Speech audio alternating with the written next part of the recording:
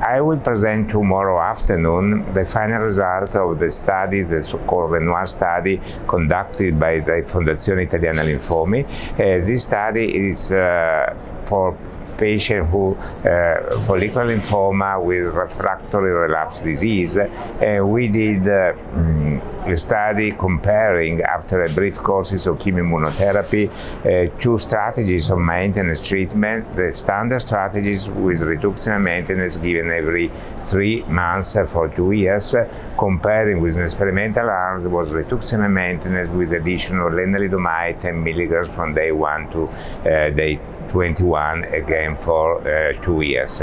We are all 152 patients, and 129 were randomized after the chemo immunotherapy of induction, and both in R square maintenance and R Rituximab maintenance alone.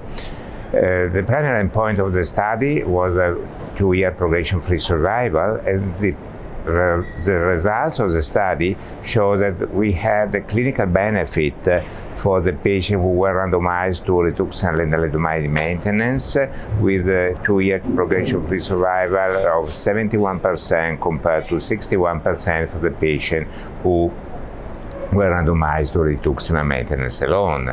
However, this clinical benefit was lower than was expected, so formally, the primary endpoint of the study was not met. This is because there was a higher rate of discontinuation of Rituximab plus Lenalidomide maintenance. I think this studies suggest that R-square maintenance is the benefit for our patient. However, we need to remodulate maybe the schedule and also to closely monitor the patient for adverse events.